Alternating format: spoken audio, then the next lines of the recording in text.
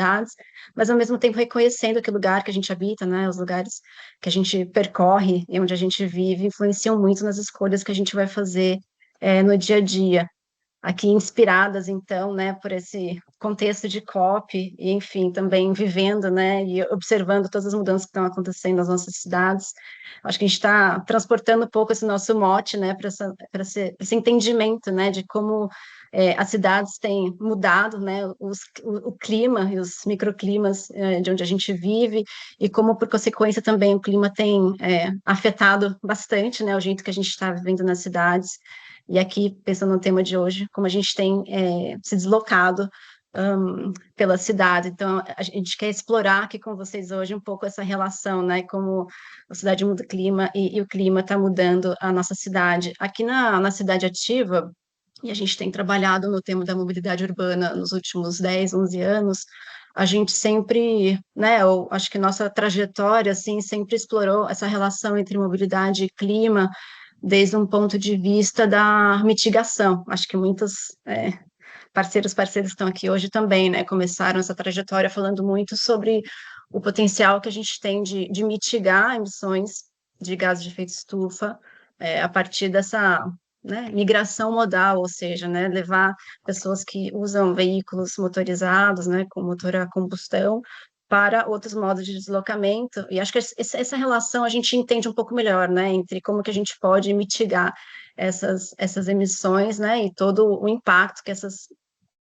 que essas escolhas, né, por modais têm nesse cenário de emissões, né, de criação de ilhas de calor e todas as outras consequências aqui ligadas com o clima, mas acho que, principalmente a partir desse ano, né, a gente vem pensando muito também sobre acho que tem uma reflexão assim, um pouco crítica, né, sobre quanto a gente agregou para essa pauta. Eu acho que nos últimos 10 anos, não só a Cidade Ativa, mas várias outras entidades aqui no Brasil e afora, a gente conseguiu, né, fortalecer essa pauta aqui da relação entre mobilidade e clima, principalmente do ponto de vista da mitigação, mas a gente chegou num ponto que, né, não é suficiente.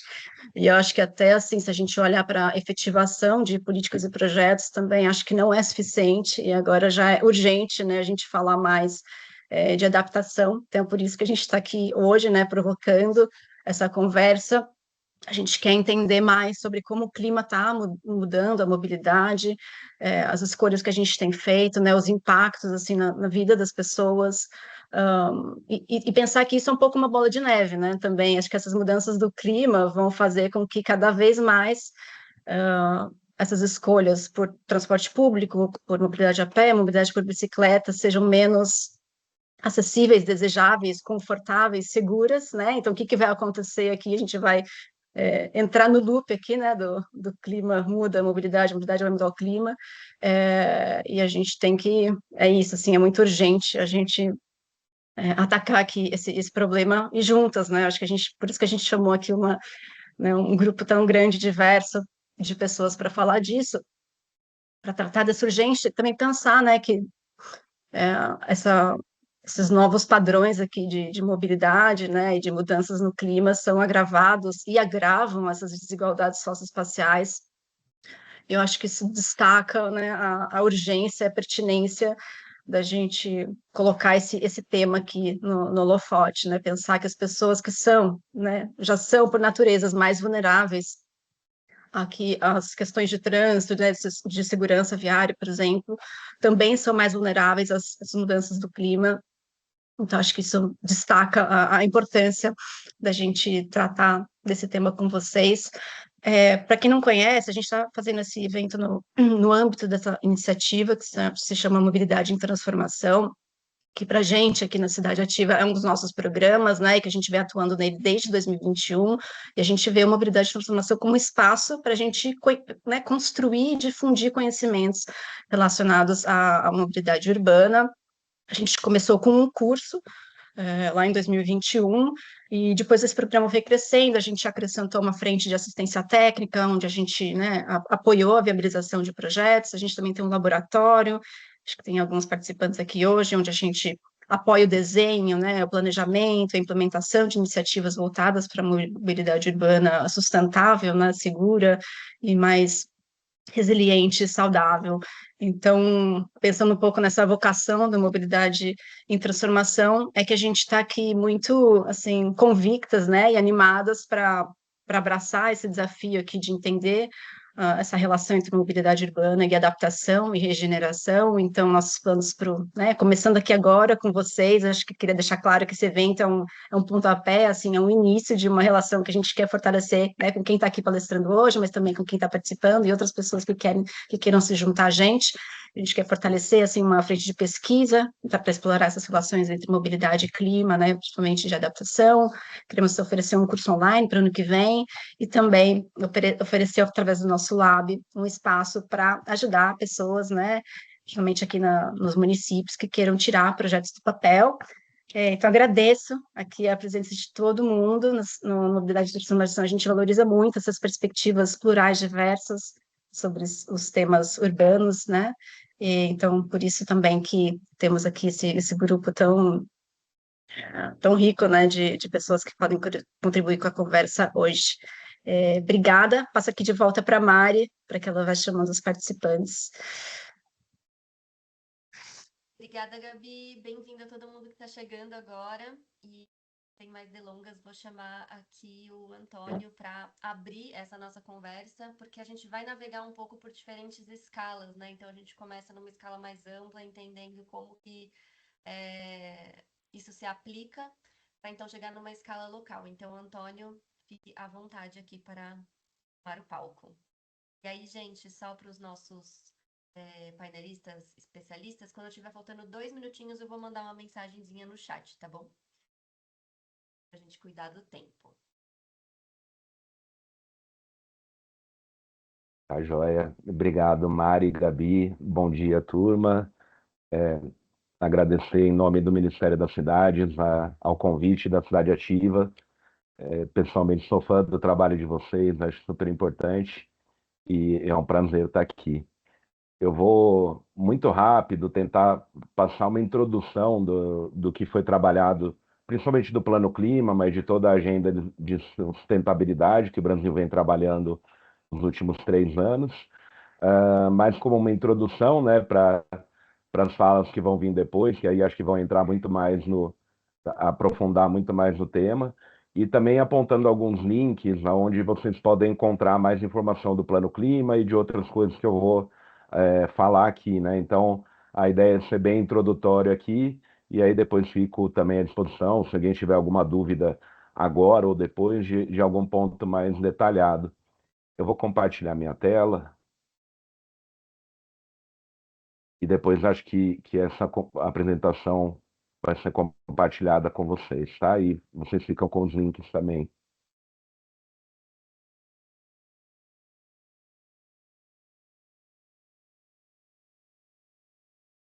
Certinho. Bom, pessoal, de forma bem introdutória, né? Provavelmente a maioria de vocês já conhecem um pouco, né, do que vai ser apresentado aqui, nessa parte de risco climático.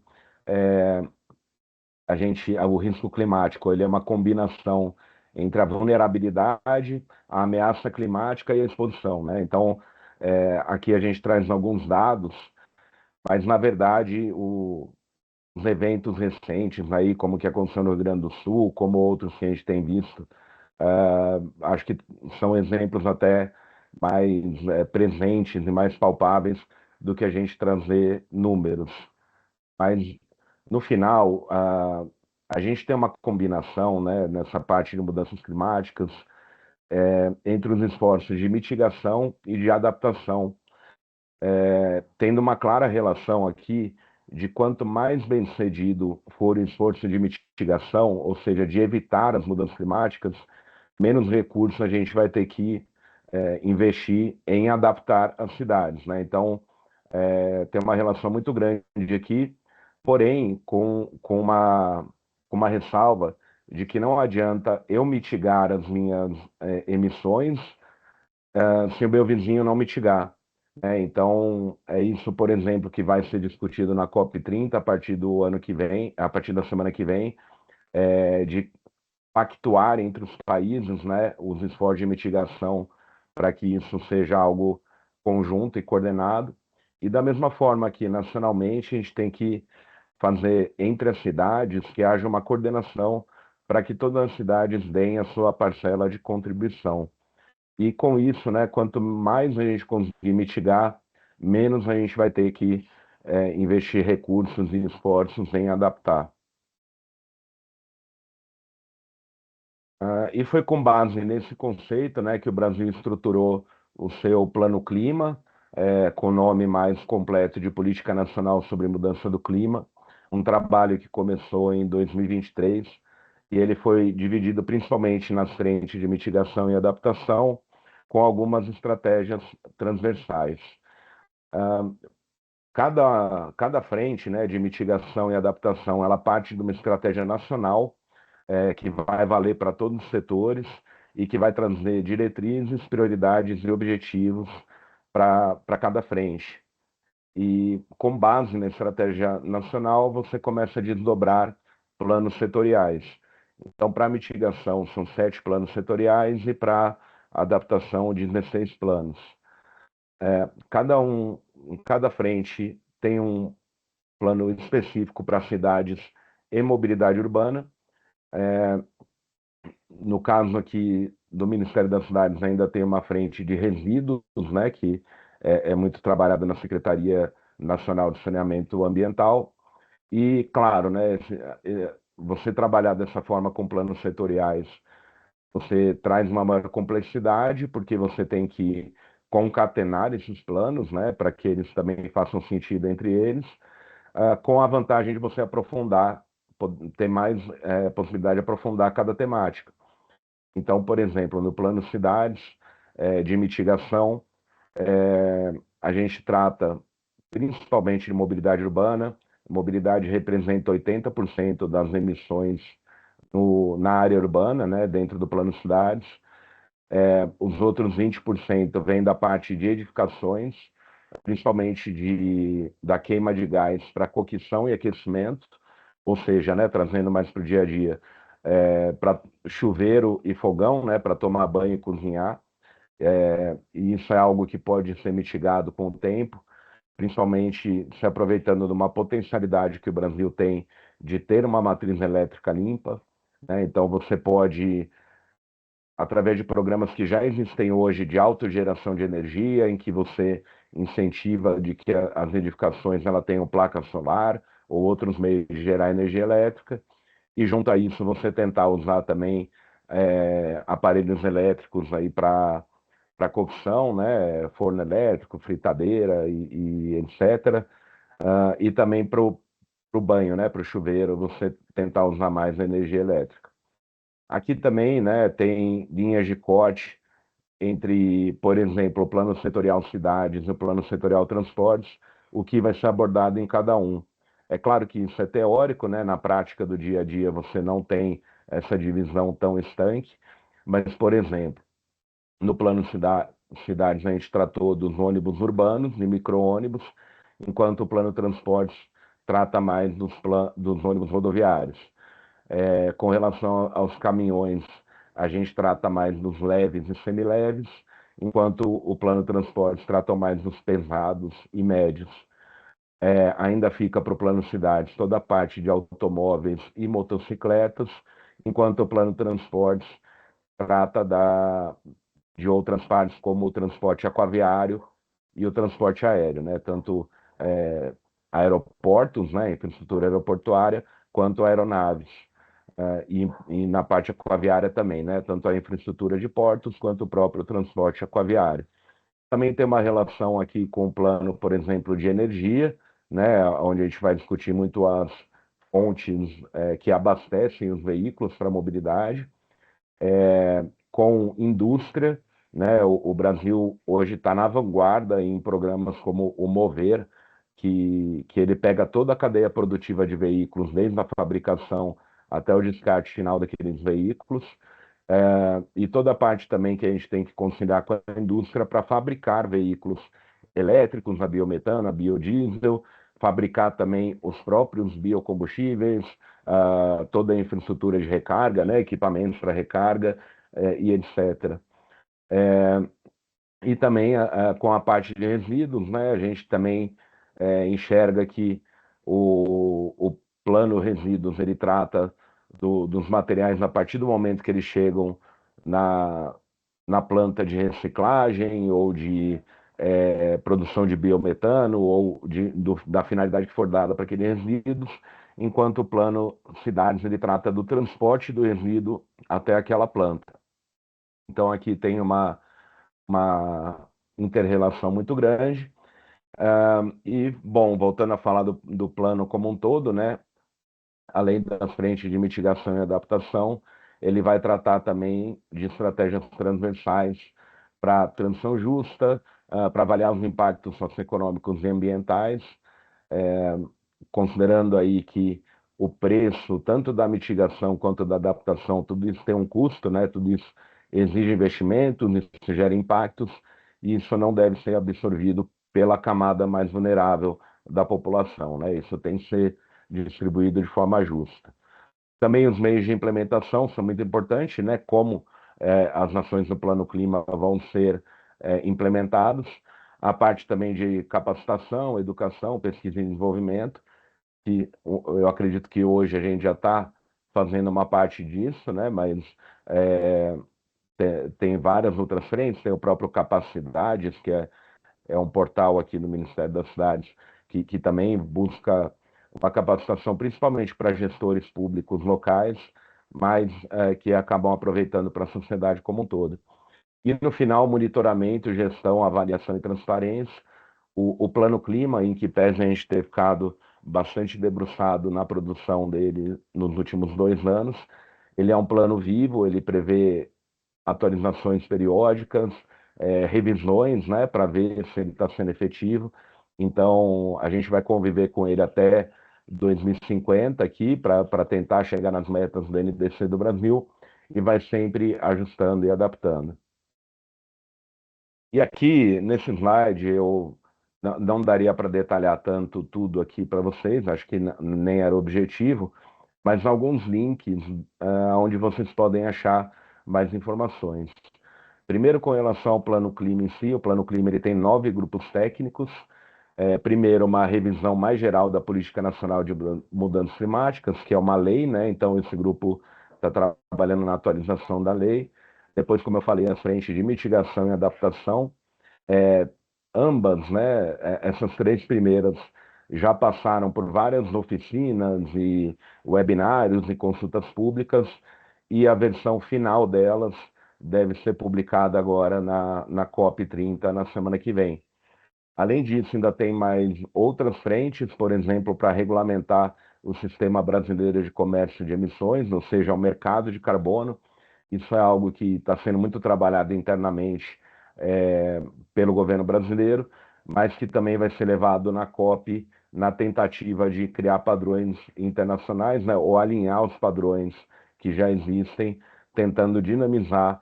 E isso é muito importante porque isso pode trazer novas fontes de receita, de recursos, inclusive para a mobilidade urbana. Já existe, em alguma medida hoje, por exemplo, bicicleta compartilhada. A Tembici, que é uma das operadoras, ela conseguiu se certificar junto à ONU para emitir crédito de carbono, e ela então consegue trazer uma receita nos municípios onde tem essa operação, acaba gerando uma receita a mais para a prefeitura dos créditos de carbono daquela bicicleta compartilhada. Também estamos trabalhando nas revisões dos inventários, né, coordenado pelo MMA e pelo MCTI, Ministério da Ciência, Tecnologia e Inovação.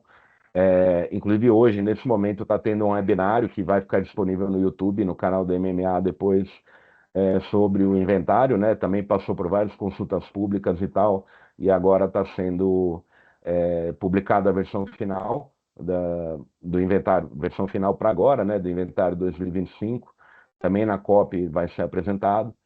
E as últimas 4 frentes, elas começaram agora, os GTs que estão trabalhando nisso, na parte de transição justa, impactos sociais, socioeconômicos e ambientais, os meios de implementação também, capacitação e monitoramento e transparência, que já tem uma primeira parte que já está em consulta pública, teve um webinário semana retrasada que também está no canal do MMA do YouTube. Então, são frentes que, a partir desse momento que fechou os 3 primeiros pontos ali, os últimos 4 estão sendo desdobrados a partir de agora. Antônio, Oi? desculpa te cortar, mas só se você puder ir fechando a sua fala para a gente cuidar do nosso tempo e depois a gente pode disponibilizar todos esses links também para o pessoal. Perfeito, Mari. Acho que um minutinho eu acabo, então. Deixo aqui outros links também de outras frentes que estão relacionados com toda essa agenda de sustentabilidade, né? Então, o próprio Ministério das Cidades criou uma plataforma onde tem várias outras informações, projetos e ações ali do Ministério que se relacionam, que estão nesse link.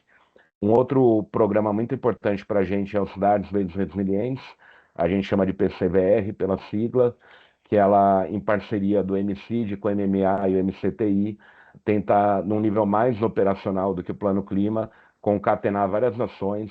Aqui a gente tem uma parte muito legal de tentar juntar a mobilidade ativa, o transporte a pé e por bicicleta, com toda a parte que o MMA tem de arborização e de qualidade do meio ambiente urbano. Então, convido também a conhecer pelo link aí. É um programa que ficou muito tempo a gente trabalhando na governança dele e em estruturá-lo, para agora a gente começar a desenvolver as linhas de ação. E ele tem uma linha de ação específica para a mobilidade urbana sustentável.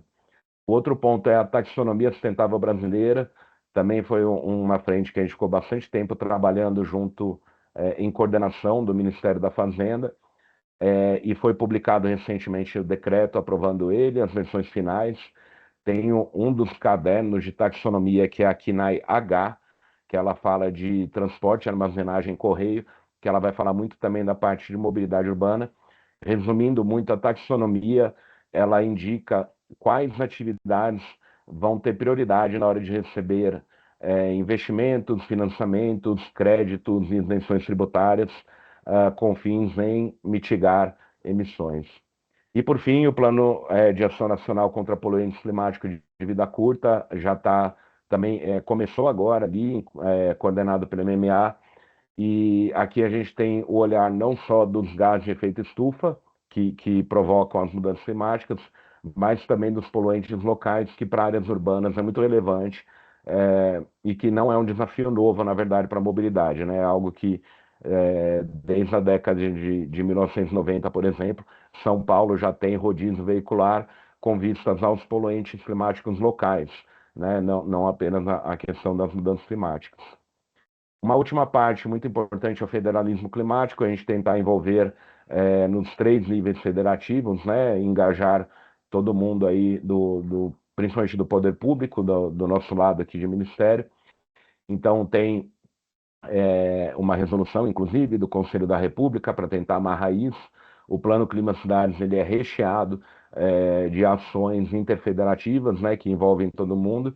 Então, no Plano Clima foi criado também várias câmaras de acompanhamento do Plano Clima. Uma delas é de articulação interfederativa para tentar coordenar melhor os esforços, principalmente com municípios e também governos estaduais. E era isso, pessoal. Obrigado. Fico à disposição agora e depois aqui. Vou parar de compartilhar a tela. Obrigado, Mari. Obrigada, Antônio. Eu vou passando aqui para os nossos painelistas e aí a gente tem um debate no final, tá bom? Então, tenha vontade para trazer no chat. Vou chamar agora aqui a Dani, de Hope do ITDP. Bom dia, pessoal. Vou compartilhar minha tela com vocês. Oi, em modo cheio? Oi, tá, sim. Tudo bom.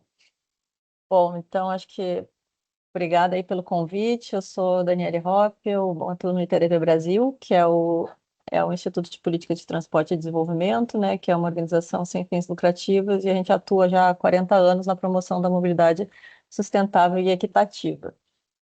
Então, acho que eu agradeço o convite da Cidade Ativa para estar aqui hoje, na companhia desses profissionais excelentes, né, falando sobre temas que eu acho que são essenciais e são urgentes para nossas cidades, né, a emergência climática que a gente está vivendo, o impacto dela no sistema de mobilidade urbana e como a gente precisa, né, urgentemente adaptar o nosso sistema de mobilidade urbana para essa nova realidade, integrando infraestrutura verde, soluções baseadas na natureza, e também, por que não, né, eu vou falar um pouquinho disso, mas também a infraestrutura cinza, ela também, ela não vai deixar de existir, né, então a gente precisa aí de todas as soluções possíveis, porque o desafio é grande.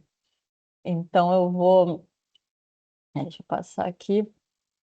Então, acho que falando um pouco do ponto de partida que tem feito com que o ITDP e eu acho que uma série de outras organizações, como a Gabi falou no início, né, se debruçarem sobre essa convergência entre a mobilidade e as soluções baseadas na natureza, tá? Então, o Antônio também trouxe, 2023 foi marcado pelo maior número de desastres naturais registrados no país, e a gente sabe que o modo como nossos centros urbanos eles foram construídos, com solo impermeabilizado, expansão periférica desordenada, ausência de áreas verdes, desarticulação entre a habitação e transporte, transformou nossas cidades num território, né, um território que é um agente amplificador dos próprios desastres, né? Então, e entre os diversos setores urbanos que são impactados, a mobilidade ela se destaca como uma das dimensões mais sensíveis, né? Então, a gente tem sobrecarga das redes de transportes, a interrupção de serviços, as dificuldades de acesso decorrente dos eventos extremos. Todos esses aspectos elas tornam os deslocamentos urbanos mais inseguros e mais desiguais, né? E afetam principalmente quem depende do transporte público e quem vive em regiões periféricas ou áreas de riscos, que são populações majoritariamente negras.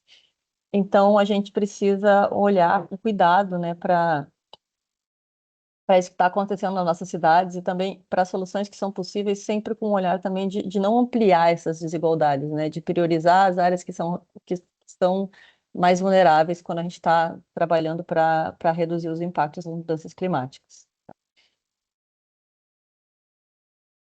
E aí eu trouxe aqui só, vou passar brevemente, tá, os principais as principais ameaças climáticas às que as nossas cidades estão expostas, tá? Então, a gente tem o calor extremo, que é desigual, né? A intensidade dele varia conforme o território. Então, áreas de favelas periféricas, elas têm uma incidência de calor muito mais alta do que outras regiões, tá? E como é que isso chega, né, no sistema de mobilidade, tá? Então, o calor, acho que a gente tem sentido muito na pele, né? Então, a gente tem trens e ônibus, muitas vezes sem sistemas de ventilação e de climatização eficiente. E isso resulta em ambientes internos, muitas vezes insalubres, né? E que para pessoas mais sensíveis, para idosos, para as crianças, podem ser questões sérias de saúde, né? O calor intenso ele afeta diretamente a infraestrutura urbana, então a gente provoca deformações no asfalto, dilatação de trilho ferroviário, sobrecarga nos sistemas elétricos, né, e redução da vida útil dos veículos também. Então, e aí nisso a gente entra num círculo vicioso, que o aumento do uso de ar-condicionado pressiona ainda mais o consumo de energia, e aí a gente acaba caindo em interrupções de energia que, né, oneram o transporte público. Tá, a gente tem outros aspectos, como o efeito de calor nas baterias dos veículos elétricos, tá, que são sensíveis ao calor. Então, a gente está, acho que quanto mais expostas ao calor extremo, essas baterias podem sofrer falhas térmicas, elas reduzem a vida útil, né? Então, e aí, em último caso, né, pode até acontecer algum risco de incêndio. E a gente acaba desestimulando, né, aqueles deslocamentos de mobilidade ativa que a gente sabe que são tão necessários nas nossas cidades, que é a mobilidade a pé e em bicicleta, né? Então, só o calor já traz aí uma série de questões. A gente tem as fortes precipitações e inundações também. A gente convive, né, entre períodos de seca intensa e períodos de precipitação concentrada, tá? E isso é uma questão muito complexa nas ameaças climáticas que as nossas cidades vêm vivendo.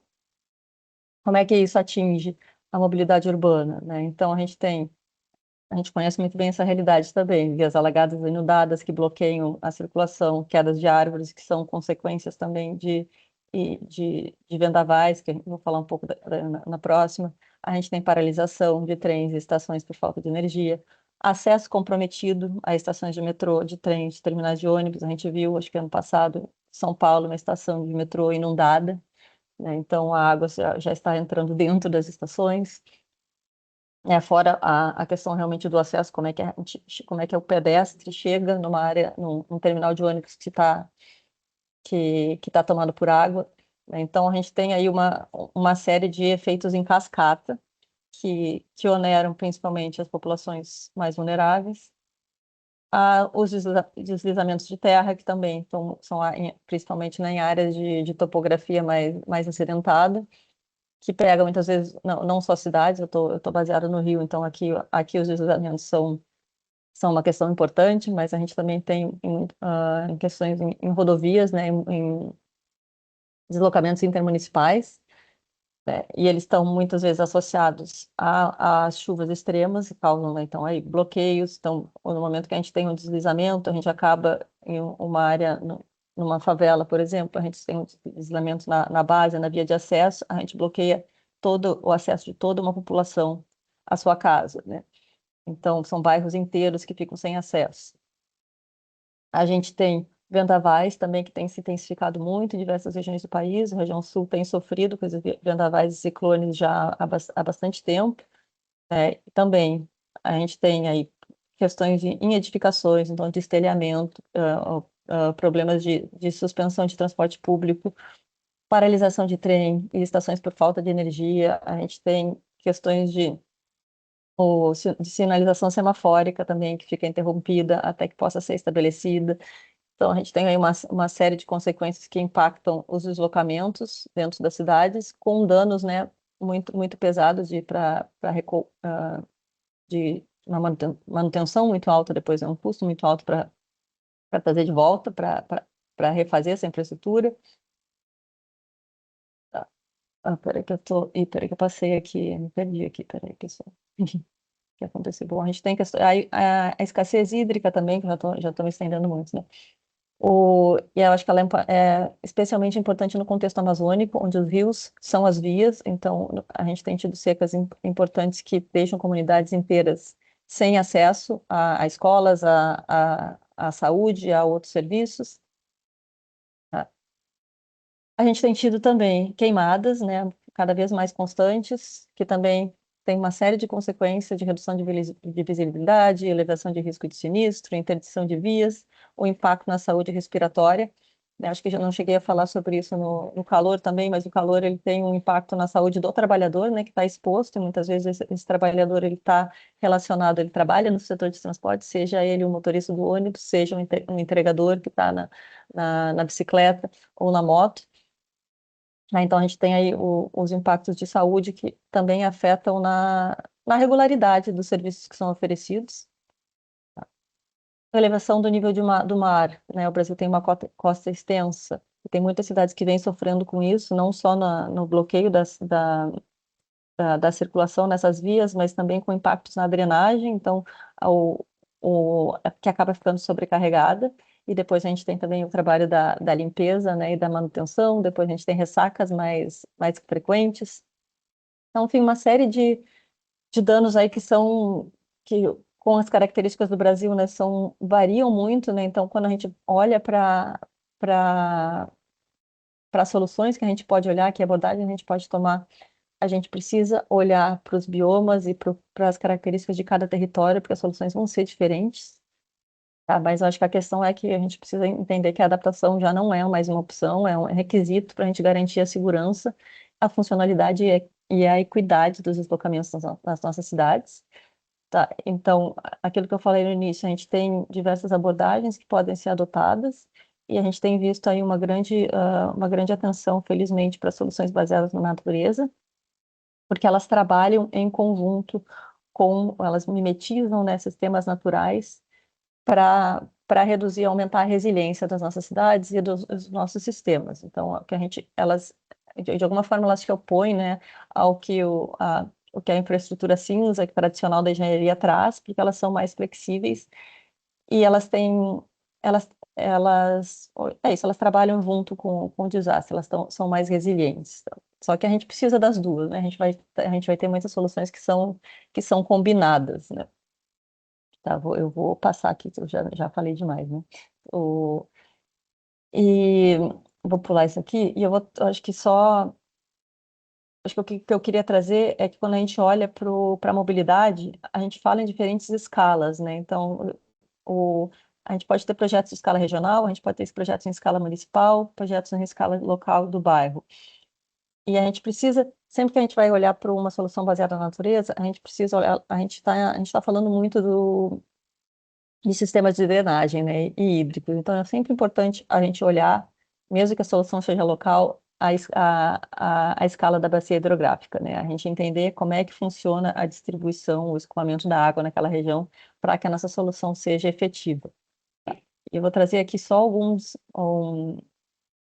alguns exemplos, né, de como é que a gente consegue integrar, seja a infraestrutura verde ou a solução baseada na natureza, nesses projetos de mobilidade, né, em diferentes escalas. Então, se a gente está falando de uma escala regional, a gente pode ter reflorestamento de bacias hidrográficas, que é muito aplicável em questões amazônicas, né, onde a gente tem tido secas muito intensas que bloqueiam a circulação. Tá? A questão de restauração de várzeas e cidades esponja em regiões metropolitanas, contenção de encostas com vegetação nativa também, a gente reduz o risco de interrupção de rodovias. E quando a gente tem corredores, né, metropolitanos conectando diferentes cidades, corredores de transporte público, a gente pode aliar esses corredores a corredores verdes e ecológicos, tá? Projetos de rodovia que considerem passagens de fauna. E aí eu vou trazer aqui um exemplo de Campinas, tá? Que fez um trabalho na escala metropolitana de identificação de corredores, e tem uma passagem de fauna, que é uma coisa rara ainda, infelizmente, no Brasil, então acho que vale olhar, tá? Os sistemas já na escala municipal, então a gente tem redes de transporte que são municipais, né? Então, seja rede de transporte coletivo, seja rede cicloviária, rede de mobilidade a pé.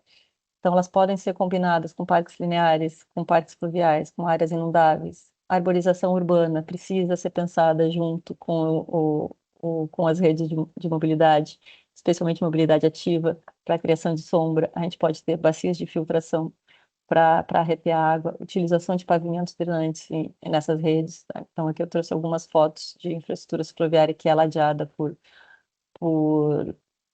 infraestrutura seja por biovaletas ou por áreas mais permeáveis, tá? Na escala local, a gente já pode entrar na escala da própria edificação. Então, quando a gente olhar para uma rotatória, por exemplo, eu vou pular direto aqui para os exemplos, tá? Para poupar o tempo. Então, mobiliário urbano, pontos de ônibus com telhado verde. A gente tem vários exemplos, vários projetos pilotos. A gente precisa escalar isso, fazer com que esses projetos ganhem mais escala nas nossas cidades. Aproveitar projetos de redesenho viário para permeabilizar o solo, né? Então, a gente tem aqui um exemplo de Goiânia, numa rotatória. São Paulo tem implementado jardim de chuvas. A questão do sombreamento, ela pode ser feita com vegetação. E ela pode também ser feita com mobiliário urbano em áreas onde isso não é possível. Então, a gente realmente precisa ser criativo e integrar as soluções em diferentes escalas, tá? Porque o desafio é gigantesco, tá? E só para fechar, eu acho que eu não vou poder ficar aqui agora para o debate, infelizmente, por conta de um outro compromisso, mas o ITDP, a gente está trabalhando em algumas publicações que vão ser lançadas em breve, tá? Então, só para vocês ficarem ligados, que a gente vai trazer aí mais detalhes sobre essa interseção entre mobilidade e soluções baseadas na natureza e infraestrutura verde. Então, muito obrigada. Falei demais. Obrigada, Dani. Também, Vou parar pessoal, aqui. qualquer coisa a gente encaminha essas perguntas para a Dani depois. Obrigada pela sua Exato. participação. Nada, E prazer aí, bom pessoal. compromisso, Dani. Obrigada. Obrigada. Vou chamar agora a Cristiane para subir ao palco aqui, trazer a perspectiva que ela veio trazer para a gente. Só Bom, reforçando aí o nosso tempo de uns 10 minutinhos, se possível. Mas estamos dando uma lambuja aí também. bom dia a todos e a todas. Vocês me escutam? Estão conseguindo ver minha apresentação também? Sim. Sim, ótimo. Meu nome é Cristiane, né? Estou muito animada, agradeço também pelo convite da Cidade Ativa. Vou falar um pouco aqui dos transportes, adaptando-os para um clima em mudança.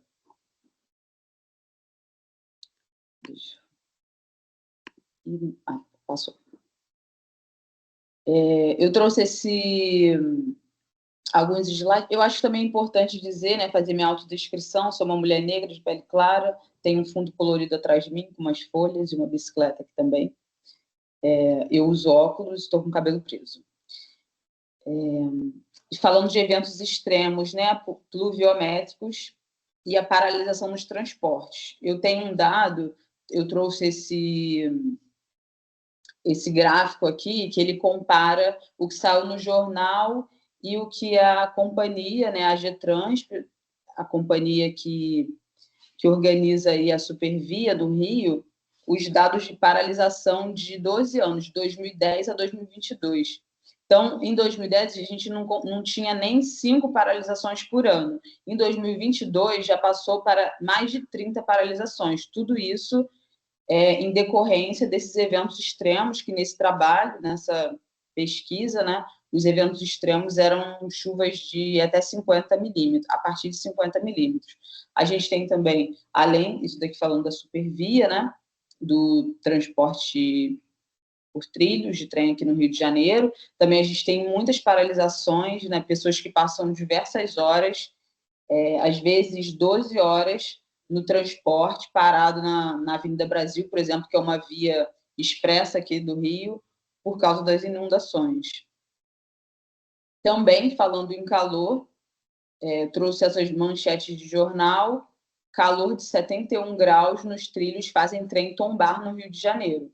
Então, isso é uma coisa que acontece muito. Quando ele não tomba, o maquinista precisa diminuir a velocidade, o trem fica mais lento, e é um dos motivos que as pessoas acabam fugindo desse transporte, que é um transporte sustentável, né? E que deveria ser rápido, mas por causa desses eventos extremos de calor, ele não cumpre esse papel. Calorão na rua e dentro do ônibus, temperatura chega a 51 graus nos coletivos. E aí, uma coisa que já foi falada aqui, mas eu gostaria de falar também, é isso: as pessoas que utilizam o transporte público, que são as pessoas mais vulneráveis, são as pessoas que poluem menos, porque elas estão usando o transporte coletivo, né? Elas são as que mais sofrem, ficam paradas no trem, ficam paradas no ônibus, e a gente sabe o nome disso, né? Que é racismo ambiental. E aí, gostaria de fazer uma lembrança aqui, um apanhado histórico, que para dar luz às cidades, a natureza foi profundamente alterada. Eu trouxe uma imagem aqui dos Arcos da Lapa, no Rio de Janeiro, acho que ficou bem... acho que muita gente conhece, né? Quem nunca veio já pode ter visto aí na TV. Tinha um lago bem na frente desses arcos, e hoje é uma área bem impermeabilizada. Então, a água que infiltrava ali não infiltra mais, que ficava ali, na verdade, né? E para onde que essa água vai? Trouxe esse esquema aqui, né, do Rio e da sua várzea. As pessoas, né, por falta de planejamento mesmo das prefeituras, do Estado, acabam construindo na beira dos rios. Hoje, a gente percebe que, às vezes, as próprias prefeituras não cumprem, né, a lei de área de preservação permanente, que dá uma quantidade de espaço aí, do leito do rio para fora, que se pede, né, que se demanda que não construa nada, mas até a própria prefeitura às vezes faz isso. Trouxe esse outro esquema mostrando que quanto mais adensado é essa região, menor a infiltração, então necessariamente, né, aumenta aí a probabilidade de inundação na área. E pensando nisso, pensando nessa mudança que a cidade, que a região onde a cidade foi implementada fez no passado, é preciso agora voltar atrás, né? Chegou a hora de adaptar a natureza aos novos fenômenos, né? Adaptar a cidade a essa natureza. Eu trouxe um exemplo aqui do rio Shenzhen, na Coreia do Sul. Antes nem se podia ver esse rio, né? Porque ele era todo tapado por essa via, e hoje, né, construíram esse parque ao redor do rio, enfim, as pessoas conseguem viver melhor ali, né, a qualidade do ar melhorou também.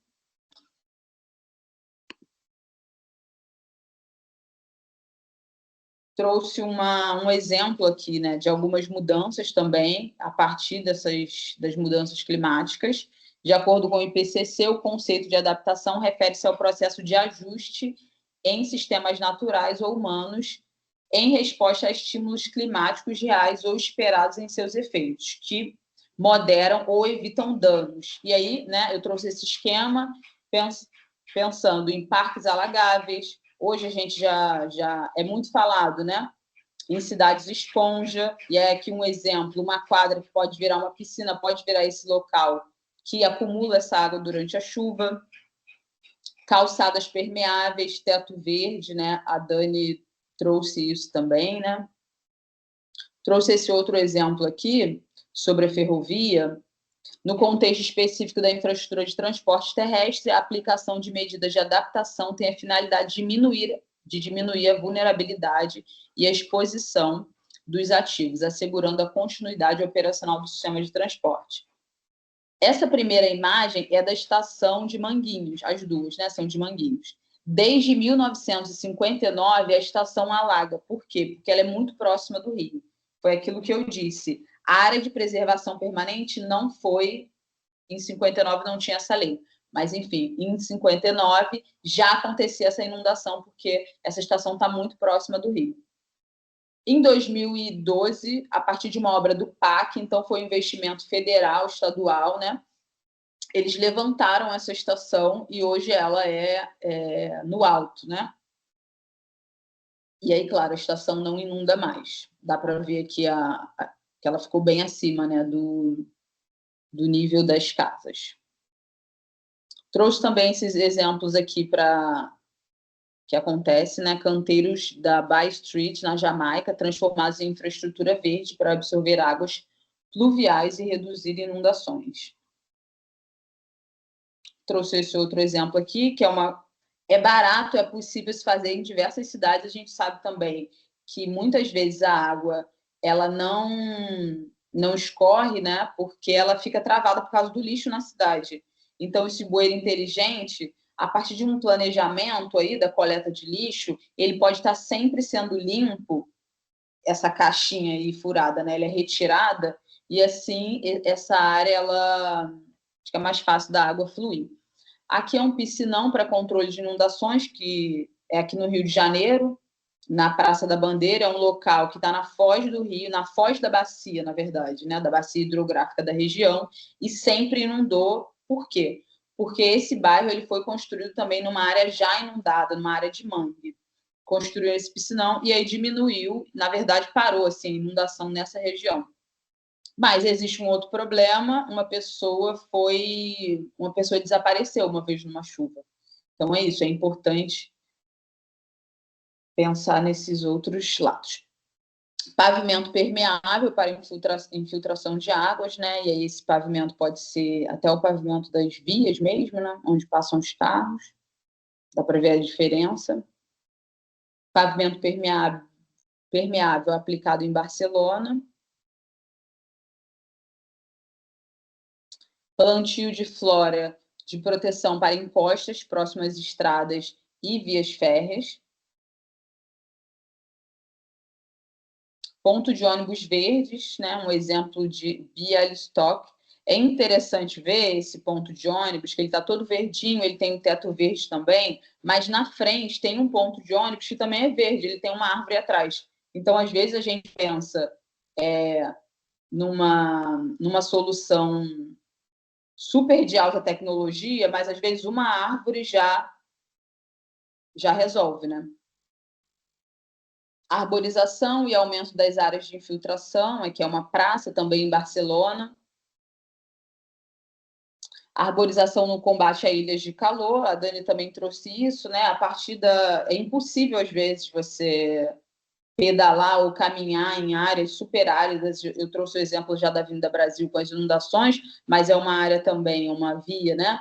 Que não tem arborização e as pessoas ficam paradas ali esperando o ônibus, às vezes não sabe que horas o ônibus vai passar, respirando aquele ar que é super poluído, são diversas faixas, e também no calor, né? A gente também sabe que as pessoas... A gente tem um bairro aqui no Rio de Janeiro que se chama Bangu, que é um bairro muito quente, e aconteceu, né, vem acontecendo nos dias de extremo calor, as pessoas procurarem o posto de saúde, porque também é sabido que hoje as pessoas estão morrendo de calor, né? E quem é mais pobre, às vezes, não tem uma climatização em casa, e as pessoas, às vezes, não percebem quando o corpo está colapsando. Nesse caso, sim, né, teve esse aumento aí de pessoas procurando os postos de saúde, mas é um bairro também pouco arborizado, a falta de arborização, né, prejudica também a vida das pessoas no transporte, não só no transporte, mas quando elas estão em casa. É isso, agradeço o convite e passo a palavra. Muito obrigada, Cris, super importante. A gente começa a aterrissar, né, tudo isso assim nas nossas cidades. Obrigada. Quero chamar agora o Reinaldo aqui. Reinaldo Neto da WRI. O microfone aparece que está aberto, mas a gente não está te escutando. Não sei se... Olá, Agora foi. vocês estão me ouvindo? Sim. Então, bom dia a todas e todos. Eu vou aqui compartilhar minha tela para a gente conversar um pouquinho. Em primeiro lugar, queria agradecer a Cidade Ativa, que é uma instituição parceira há um bom tempo, e é muito bom poder compartilhar experiências e aprender muito também com elas e com todas essas outras organizações que estão aqui representadas, né, GDCI, o ITDP, que também são nossos parceiros, a Cris e o Antônio representando aí o poder público e a importância de trazer esses temas também e trazer suas experiências em academia. Então, eu vou compartilhar aqui a minha tela e a minha apresentação com vocês. Por favor, se alguém puder confirmar que a tela está aparecendo, eu vou colocar agora em formato de apresentação. Vocês conseguem ver minha tela? Perfeito. E a ideia é trazer um pouquinho da nossa experiência enquanto instituto de pesquisa em termos de mobilidade. A gente já atua no Brasil, aí, o WRI tem 10 anos, na verdade. Se a gente for pensar, antes de nos chamarmos WRI, temos 20 anos de experiência aí na área de mobilidade urbana, já no Brasil, mas uma atuação global em todos os continentes há mais de 40 anos, e a gente vem trabalhando essa questão da mobilidade sempre como um pilar central, e pensando aí em caminhos para a descarbonização do transporte e também para infraestrutura resiliente em cidades, né?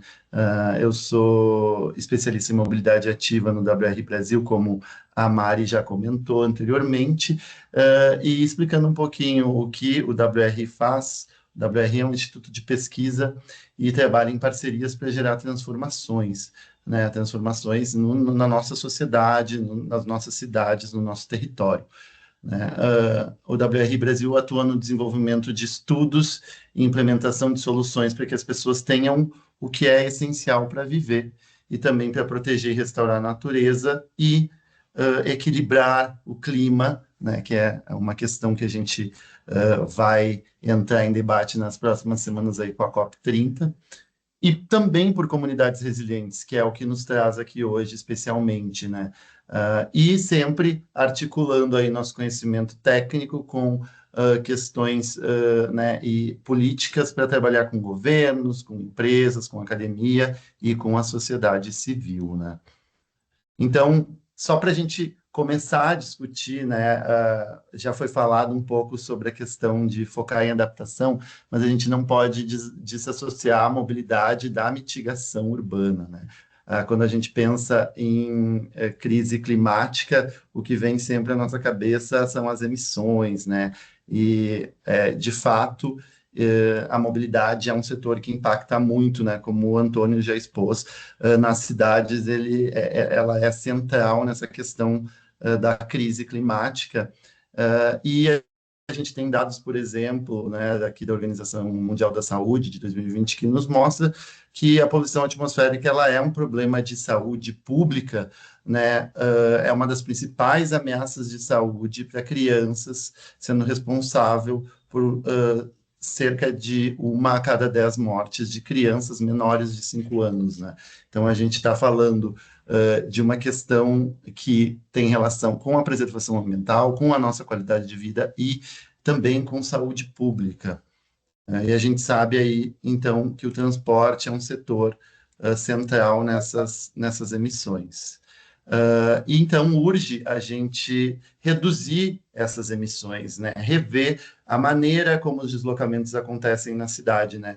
Tem uma questão que a gente sempre fala e sempre traz, né, nas nossas conversas e nas nossas pesquisas, que é a questão da eletrificação de frota, né? Hoje já é um assunto bastante debatido, como é importante que a gente faça essa transição energética da matriz energética, também dos modos de transporte que a gente utiliza para a utilização de energia limpa, né? Então, a gente começar a utilizar mais ônibus elétricos, veículos elétricos em geral, principalmente veículos de frete, de transporte coletivo, né? E não só elétricos, mas a gente pode pensar também em outros biocombustíveis. A gente tem no Brasil o etanol, a gente tem biodiesel, biometano como alternativas, mas não só pensar na mudança do tipo de combustível e da maneira, né, como a gente usa o modo de transporte, mas também na matriz energética, né? De onde vem a energia que alimenta esses veículos elétricos, por exemplo. A gente precisa pensar em fontes de energia limpa. Então, não adianta a gente mudar toda a nossa frota para uma frota elétrica se a gente não tiver uma base de matriz energética que também seja limpa. Não adianta a gente abastecer com eletricidade um ônibus ou um carro ou uma moto, se a fonte de energia, por exemplo, é o carvão, que é uma energia que a gente sabe que não é sustentável. Então, a gente tem que fazer a mudança desde a base, né? A gente tem que ter aí mais a utilização de energias limpas, como energia eólica, energia solar, entre outras, né? E não adianta também a gente só eletrificar a frota se a gente não pensar que o problema é maior. Eletrificar a frota não vai reduzir problemas de excesso de veículos e congestionamentos nas nossas cidades, o número de sinistros que acontecem, a velocidade dos veículos, né? Então, a gente tem que mudar essa lógica de transporte também e priorizar a mobilidade ativa e sustentável, né? Então, transporte público acessível e de qualidade, a questão de incentivo à caminhada e à bicicleta, a melhora na logística, né? Uma logística mais limpa, uma logística de baixo carbono, uma logística de última milha ativa, né? Por bicicletas de carga, por exemplo, e conectar os sistemas, né? Que eu consiga sair da minha casa andando a pé por uma infraestrutura de calçadas que tenha qualidade, ou por uma ciclovia, e que eu pare no ponto que eu tenho que parar, e ali eu tenho a opção, por exemplo, de pegar uma bicicleta compartilhada e circular por uma infraestrutura cicloviária de qualidade, segura, né, e com sombreamento, né? E para isso a gente precisa de políticas de planejamento urbano que priorizem especialmente as regiões periféricas, né? A gente viu aqui a Cristiane falando dessa questão do racismo climático, ela tem uma relação muito forte com as regiões periféricas, que muitas vezes não chega ao transporte coletivo, inclusive, né? Então, como a gente pode priorizar esse acesso dessas pessoas que vivem em áreas periféricas para o transporte coletivo e para também que a gente tenha pavimentos aí de calçadas e infraestruturas cicloviárias acessíveis e conectadas, né? E uma coisa, assim, já pensando nessas próximas semanas que teremos de COP, é pensar que esse compromisso ele tem que ser coletivo, ele tem que partir dos países, né? A redução do consumo de combustíveis fósseis, ela precisa ser coordenada, precisa ter metas claras para que a gente tenha aí uma ambição e um objetivo claro, né? E que as cidades consigam replicar isso nos seus territórios. A gente traz aqui também alguns exemplos de publicações do WRI em relação à questão de emissões. Então, tem essa publicação aqui do WRI Global, que fala exatamente sobre a necessidade de estabelecer metas globais que quantifiquem aí essa questão de quanto temos que reduzir em termos de emissões do setor de transporte a nível global para que as cidades consigam replicar isso. E também tem uma ferramenta desenvolvida aqui, né, utilizada aqui no WR Brasil, que trouxe aí experiências de algumas cidades brasileiras, como Curitiba, São Paulo, Rio, Niterói, que avalia aí a qualidade do ar e os impactos de uma mudança de frota para uma frota descarbonizada nessas cidades, né? Então ficam essas sugestões de leitura que embasaram essas reflexões em relação a questões de emissões de poluentes, né, em questões de mitigação. E agora a gente traz o olhar um pouquinho mais para o que é urgente, né, que é essa questão da adaptação e de como a gente pode ter infraestruturas de mobilidade resilientes aos eventos climáticos que a gente vem observando cada vez mais no Brasil, né? Hoje, se a gente for pensar nos últimos 11 anos, tem dados aí de notícias que nos dizem que mais de 6 milhões de pessoas ficaram desalojadas devido a esses desastres ambientais e climáticos nos últimos 11 anos, e só em 2024 foi mais de 1 milhão de pessoas, né? Essa imagem aqui é uma imagem de Porto Alegre, de uma área aí de estacionamento de veículos pós as enchentes que a cidade passou recentemente, que mostra aí essa questão do veículo individual também como algo central que tem que ser discutido nas nossas cidades, né? E como é que a gente pode transformar essa mobilidade urbana numa mobilidade mais resiliente. Vou aqui passar rapidamente, porque a Dani também já expôs bastante sobre soluções baseadas na natureza, e Cristiane também trouxe alguns exemplos, mas as soluções baseadas na natureza, elas são hoje globalmente uma estratégia muito importante. A gente sabe que tem um impacto muito grande, inclusive em termos de economia, elas são mais sustentáveis em relação a algumas infraestruturas verdes que hoje a gente utiliza, mas hoje elas representam menos de 10% do financiamento climático que a gente tem no planeta, o que é muito pouco, né? Então, quando a gente fala em soluções baseadas na natureza, a gente consegue aterrissar isso nos territórios, né? Consegue aterrissar isso na escala mesmo das pessoas, e aliadas a ela também a gente tem essa questão de trazer a preservação dos rios, das nascentes, preservar as áreas de proteção permanente das nossas cidades, usar pavimentos sustentáveis e drenantes, né? Claro que sempre considerando a acessibilidade como um fator importante para fortalecer a resiliência urbana e reduzir esses riscos climáticos e também as emissões, né? Porque a vegetação também ela tem um poder muito grande de capturar CO2, né? Capturar esses gases poluentes aí que surgem das emissões principalmente aí do setor de transporte nas nossas ruas, né? Também uma outra estratégia que a gente traz aqui é a questão da cidade de 15 minutos. Cidade de 15 minutos, ela é aquela cidade que prioriza deslocamentos através de modos ativos e que tem também aí a possibilidade de ter uma infraestrutura verde que incentive que as pessoas caminhem em lugares mais confortáveis, mais acessíveis, mais sombreados, né? Reduzindo emissões, reduzindo ilhas de calor, melhorando a saúde, a biodiversidade dos nossos bairros e a resiliência climática, né? A ideia é que a gente consiga, em 15 minutos, acessar os principais serviços da cidade, serviços de transporte, educação, lazer, cultura, saúde, né? E uma outra estratégia que a gente traz aqui são os corredores verdes, né? Os corredores verdes, então, aí já pensando numa estratégia mais macro de cidade, inclusive de regiões metropolitanas, onde a gente consiga ter vegetação, a requalificação dos corpos d'água, superfícies verdes que funcionem aí como sistemas naturais de refrigeração da cidade, sistemas de purificação do ar, melhorando o conforto aí para as pessoas usarem os modos ativos e também para usar o transporte público, inclusive, né? Que já foi dito, a gente também sofre com a questão da qualidade aí de calor mesmo dentro dos ônibus, etc. Atenuam, então, esses corredores verdes, os efeitos das ilhas de calor, reduzindo aí as necessidades de resfriamento.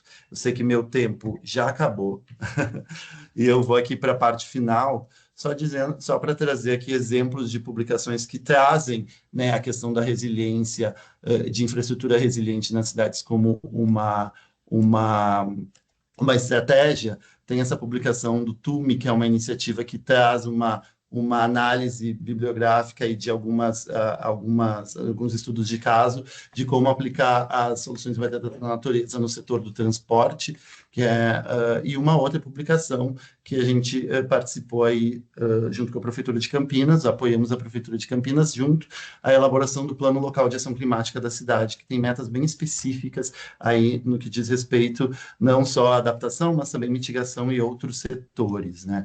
E para eu fechar a apresentação, os últimos slides que eu vou trazer aqui, eles vão falar sobre as ruas completas, né?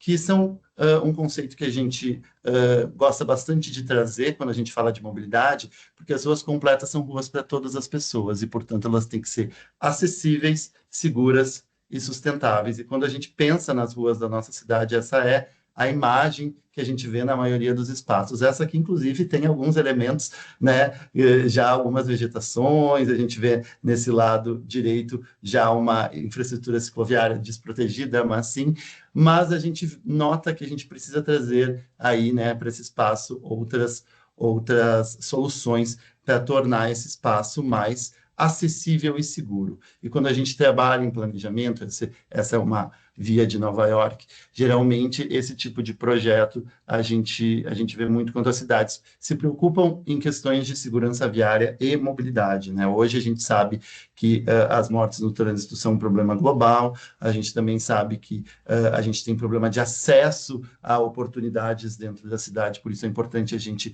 priorizar os modos ativos do transporte coletivo, e quando a gente pensa num projeto qualificado, essa imagem que vem na nossa cabeça de a gente ter, né, uma infraestrutura cicloviária segura, a gente ter caminhos acessíveis, com pavimentos planos, com rampas que permitam as pessoas acessarem, elementos de moderação de tráfego, a velocidade regulamentada, que a gente sabe que hoje a velocidade é um fator de risco para mortes no trânsito, mas ela também influencia nas emissões, a partir do momento que quanto mais veloz eu estou, mais bruscas são as paradas, né? Então, mais bruscas são as acelerações e desacelerações, e a gente sabe que que é esse momento de combustão, de aceleração e desaceleração que aumentam as emissões dos veículos motorizados que usam combustíveis fósseis, né?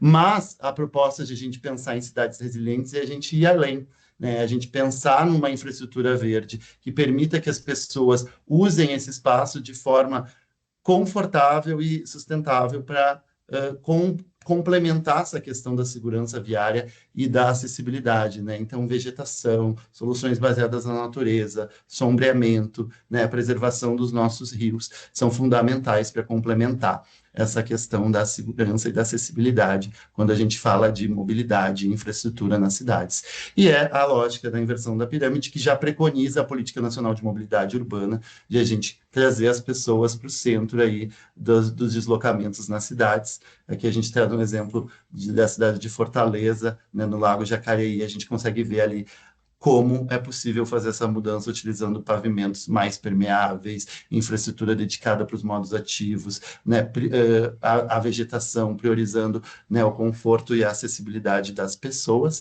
né, e também trago aqui exemplos de publicações de ruas completas aqui, que a gente tem ruas completas no Brasil, o Sustentável e Seguro também uma publicação do WRI, e muito em breve a gente está lançando mais uma publicação nota prática, que vai trazer alguns exemplos de ruas completas focadas no estado de São Paulo. Agradeço, deixo aqui um QR Code onde a gente tem os links das nossas publicações e passo a palavra de volta para a Mari. Obrigada, Rei. Vou chamar aqui, então, a nossa última painelista, a Eduarda.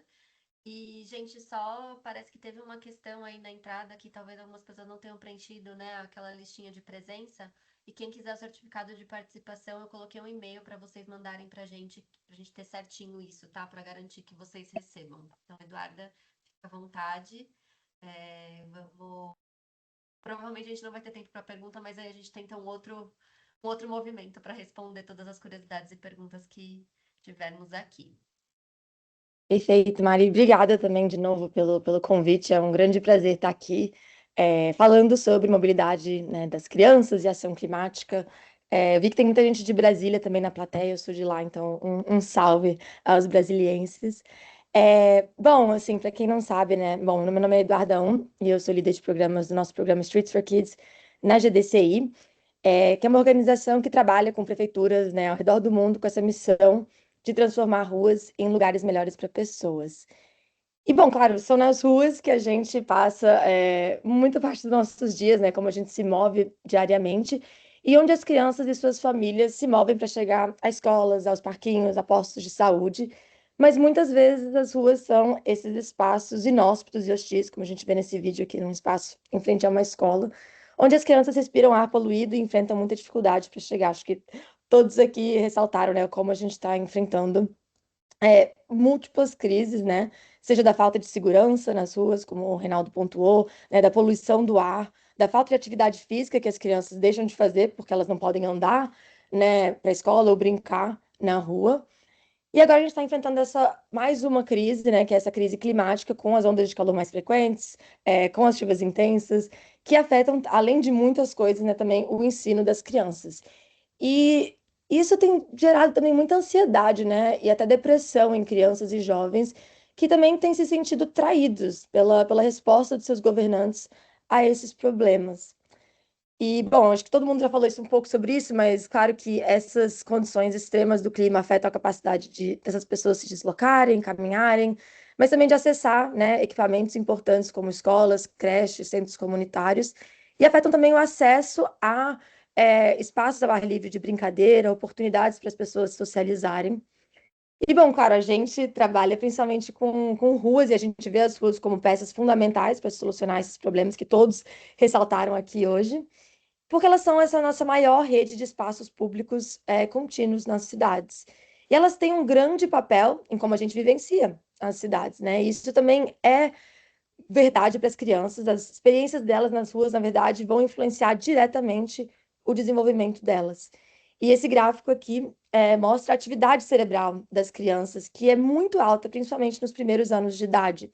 E os estímulos externos são muito importantes para auxiliar esse desenvolvimento, principalmente nesse primeiro ano, né, até mais ou menos os 5 anos, mas também continuando durante a adolescência. Então, para elas se desenvolverem de forma saudável, né, as ruas precisam ser lugares que reduzam as fontes de estresse, né, que apoiem esses relacionamentos responsivos entre crianças, cuidadores, e que ajudem eles a fortalecer as habilidades essenciais para eles crescerem de forma saudável. Mas para isso a gente precisa sair, né, desse paradigma onde as crianças, na verdade, mal sobrevivem por causa da forma que a gente projeta nossas ruas, para ambientes onde elas possam de fato prosperar. Né, isso significa ruas com menos carros, com menores velocidades, né, com amplas calçadas, mobiliário urbano, mas também com árvores, com os espaços verdes e espaços para brincar e aprender. Né, ruas onde seja seguro para as crianças se moverem pela cidade de forma autônoma, né, onde elas possam andar de bicicleta sem supervisão, né, onde tanto meninos quanto meninas se sintam convidadas a brincar, né, nas ruas e nos espaços públicos e serem ativos, né, e onde elas possam também fazer isso em ambientes mais frescos e mais saudáveis, né, ruas onde as crianças, suas famílias e comunidades possam passar tempo juntos. E, bom, a gente sabe, acho que a gente falou até de muitos exemplos aqui, coisas que a gente precisa fazer, que a gente precisa mudar, mas a gente sabe que essas mudanças de paradigmas são difíceis, né? Então, o que a gente tem visto em muitas cidades é que um bom lugar para começar pode ser ao redor de escolas. Né? Além de serem lugares muito críticos, onde as crianças passam a maior parte do tempo e elas estão mais vulneráveis, né, aos veículos, mas também aos efeitos da poluição do ar, do clima. As escolas são também lugares-chave por serem lugares muito importantes para comunidades e poderem exercer uma grande influência até sobre as escolhas que as pessoas tomam sobre o seu deslocamento diário, por exemplo. E além disso, a gente tem visto que são pontos muito estratégicos para desencadear mudanças maiores nas cidades. Né? De uma forma geral, existe uma maior abertura das pessoas para intervenções em áreas escolares. Isso pode ser um ponto de partida para essas mudanças maiores que a gente quer ver, né? Que a gente viu vários exemplos de mudanças estruturais que a gente quer fazer nas nossas cidades. Então, por exemplo, em Paris, né, nos últimos anos, esse programa de ruas escolares começou fechando as ruas para veículos, usando esses portões, né, uma solução super simples para reduzir o número de veículos em frente às escolas. Né, e a cidade já padronizou mais de 200 escolas usando esse tratamento simples, né, que são esses pontos marcados de azul no mapa. E os resultados são muito significantes, né? Acho que até a gente já viu que já levou a 25% de redução de poluição nesses espaços. Mas a cidade também foi além, né? Algumas dessas ruas também são transformadas com pavimentação que permite a drenagem, essas ruas recebem mais vegetação e arborização. E num plebiscito que aconteceu recentemente, 66% dos eleitores votaram a favor de mais 500 ruas serem pedestrianizadas na cidade. Então, quando as pessoas veem os benefícios disso, né, para as suas ruas, para os seus bairros, para as suas famílias, as pessoas apoiam esse tipo de intervenção na cidade. Mas a gente não está vendo isso só na Europa, a gente também está vendo essas transformações nas cidades da América Latina, né? Então, nesse projeto, por exemplo, aqui que a gente apoiou na frente dessa escola em Lima, no Peru, essa rua também foi fechada para carros, né? O que resultou num espaço para as crianças da escola brincarem, num bairro onde as crianças não tinham área ao ar livre para elas brincarem, não tinham área no interior da escola para elas correrem e brincarem. Mas também em León, no México, também numa rua em frente a uma escola, em um centro comunitário, só com a diminuição de uma faixa de veículo, foi criado esse espaço para os alunos conversarem, brincarem ao lado de fora da escola, né, se moverem de forma mais segura. Mas também isso acarretou a diminuição do volume de veículos resultante, que equivale a menos 150 caminhões passando por essa rua todos os dias, né, que, de novo, são altamente poluentes e contribuem para o aquecimento da temperatura.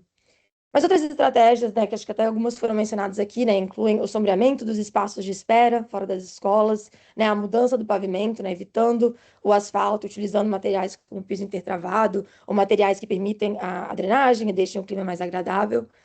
Mas as soluções, elas também podem ser combinadas, né? Nesse exemplo aqui em Accra, em Gana, também numa rua em frente a uma escola, o estacionamento da escola foi transformado numa nova área de brincadeira, com sombreamento e área verde. E até nessas fotos do antes e depois, você consegue ver como esse espaço gerou todo um ambiente completamente diferente, né, para essas crianças. E a rua que estava em frente a essa escola também foi fechada para carros durante o horário escolar, melhorando o conforto térmico, o barulho. E a gente, inclusive, começou a medir a temperatura para ver como essas soluções de desenho podem ter um efeito na melhoria do conforto térmico. Mas a gente já viu reduções significativas da poluição do ar e do ruído sonoro. Mas eu também queria falar das ruas como oportunidade de criação de espaços verdes, né? A gente foi feita uma pesquisa recentemente pelo MAP Biomas, em parceria com o Instituto Alana, que ressaltou que muitas escolas do Brasil não têm espaços verdes dentro das escolas. E que muitas escolas que estão inseridas em favelas e comunidades urbanas não têm acesso a áreas verdes, como parques e praças. E muitas vezes essas áreas são tão densamente construídas que não existe área livre para criar novos espaços públicos. E são esses lugares que estão mais vulneráveis, né, aos efeitos extremos do clima, como todo mundo aqui ressaltou. Mas se essas ruas forem transformadas, né, a própria rua pode virar um espaço público com árvore e elementos naturais, né, como essa praça aqui que foi criada, né, do asfalto, com bancos, mesas, árvores e novos elementos para as crianças poderem brincar. Isso pode ser feito de forma tática, né, para começar a introduzir esses temas nas cidades que podem temer mudanças muito drásticas, mas idealmente essas mudanças precisam ser incorporadas na transformação permanente das ruas. Né? Então, esse projeto aqui de Fortaleza, por exemplo, que a gente apoiou alguns anos atrás, começou primeiro de forma temporária, mas depois ele foi incorporado na transformação permanente da rua. E uma forma de fazer isso é identificar projetos que já estão acontecendo na cidade, né? Tem muitos projetos de urbanização, infraestrutura urbana que acontecem de forma recorrente, né? Como esse exemplo aqui em Fortaleza, que tinha já um programa municipal de requalificação de áreas comerciais em bairros populares, e já tinha plano de trazer melhorias para esse bairro, mas muitas vezes isso é aí numa cidade que está tendo um novo projeto de infraestrutura ou, né, de pavimentação, e geralmente o plano é só, né, asfaltar. Mas pela inserção, né, dessa perspectiva da infância e do clima, o recurso foi estendido para incorporar essa rua aqui na frente da escola. E a rua não somente foi repavimentada, mas ela foi também redesenhada para diminuir volumes de veículos, para ter uma pavimentação mais sustentável, para incluir árvores, drenagem, bancos, até encorajando outros modais mais sustentáveis de se moverem aqui de forma segura e confortável. Né? E num bairro que carecia de espaços públicos para crianças, né? A gente conseguiu criar esse espaço de brincadeira e um espaço que se tornou um espaço muito vibrante, né? E mais resiliente para essa comunidade. Mas essa mesma pesquisa que eu comentei, ela também ressaltou que muitas escolas estão em áreas de risco de desastre climático, né? Propensas a inundações e deslizamentos. E isso dificulta, né, o acesso das crianças à escola, ou muitas vezes as aulas são suspensas, né? Ou a gente cria situações perigosas, né? No caso de um evento extremo. Então, repensar a infraestrutura das ruas é chave para isso. Então, nesse exemplo aqui de Recife, no projeto que a gente apoiou há alguns anos também, essa era uma rua que vivia inundando, né? As crianças tinham muita dificuldade de chegar à escola por causa da chuva que descia de um morro que tem ali atrás. E, além disso, as crianças do bairro também não tinham, de novo, nenhum espaço de lazer. Elas estavam expostas, né, ao esgoto a céu aberto e condições insalubres. E aí, a gente, em parceria com o órgão de tráfego, né, a Secretaria de Infraestrutura, a Secretaria de Primeira Infância, a gente conseguiu transformar essa rua, né, criando uma rua muito mais acessível e resiliente para as crianças acessarem essas 3 escolas aqui. E a gente também conseguiu criar um novo espaço de lazer para essa comunidade. Então, esse projeto foi informado, né, por um processo super robusto de engajamento da comunidade, né, desde os moradores, aos professores, as crianças, os cuidadores, né, inclusive a gente contratou pesquisadores locais da própria comunidade, né, que já estavam familiarizados, né, com o contexto, com os seus vizinhos, e foi interessante observar como esse espaço sombreado, né, além das baixas velocidades, era uma prioridade para os cuidadores. Então, a rua em frente à escola foi transformada, né, num espaço mais agradável de espera na entrada e saída da escola, com sombreamento, onde as crianças agora podem brincar com tranquilidade, né, os cuidadores podem ali conversar com calma na espera, da saída da escola. Mas também esse grande espaço foi criado para a comunidade se encontrar.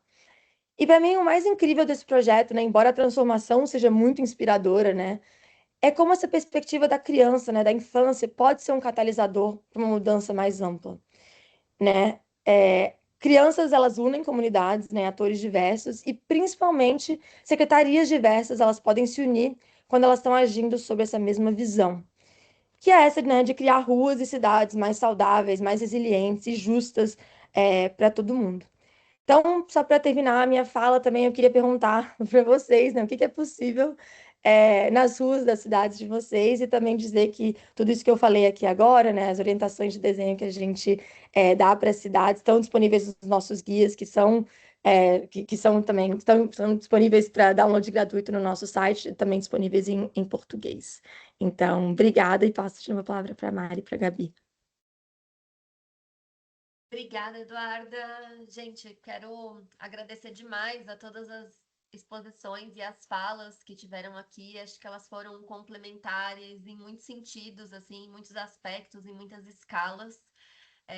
Quero dizer que a gente está chegando no final do nosso evento, mas algumas perguntas que foram surgindo ali que eu acompanhei, de certa forma, acredito que já foram sendo respondidas, né? Então, como é que a gente aplica projetos de leis, planos, políticas públicas na escala local? Então, acho que a ideia de construir esse painel foi muito nesse sentido também, né? De como que a gente pode olhar de uma forma integrada para essas diferentes escalas de atuação e também considerando que aqui a gente tem perfis muito diversos de pessoas que estão participando, né? Para que cada um se reconheça nesse papel de transformação, assim como a Eduarda deixa para a gente no final da fala dela. Então, a gente navegou aí, né, por esses diferentes perfis, a gente viu muito sobre como a gente precisa trazer a natureza de volta como aliada e parceira mesmo desse processo, né, para nossa qualidade de vida. Quero agradecer aqui novamente a participação de todos vocês, de todas vocês. Eu queria fazer uma proposta aqui para as perguntas que não foram respondidas, se a gente pode depois conversar com vocês no paralelo e mandar um comunicado para todo mundo que está aqui, né, para que a gente consiga manter esse diálogo vivo, assim. Então, encaminhando para os nossos encerramentos, quero agradecer a presença de todo mundo também, reforçar que quem quiser o certificado de participação, para mandar um e-mail para a gente no contato@cidadeativa.org, para a gente ter certeza que vocês recebam isso, caso tenha tido algum problema ali na hora de preencher a lista de presença. A gente vai começar a enviar esses certificados na semana do dia 17, a gravação também vai estar disponibilizada no dia 17, porque encerro aqui esse painel também fazendo um anúncio que, acabando aqui, eu tô indo voar para ir para a COP, que a gente vai ter um espaço lá. Segunda-feira a gente vai estar lá também levando esse tema de quando o clima muda o caminho, como é que a gente pode adaptar, né, a mobilidade na nossa cidade. Então, fiquem de olho nas redes da Cidade Ativa também, que a gente vai fazer uma cobertura bem legal do que vai acontecer na COP, como que a gente pode cada vez mais, né, ocupar esses espaços e fortalecer mesmo essa relação que começa aqui, que não se encerra.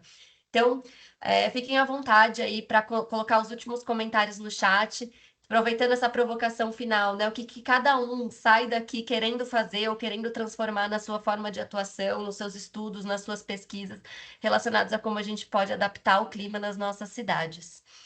Agradeço mais uma vez a todo mundo, a todos os painelistas. Acho que foi uma manhã muito rica, muito proveitosa e obrigada, a gente segue em contato. Um grande abraço para todo mundo. Caso alguém aí tenha mais alguma palavrinha, fica à vontade para trazer.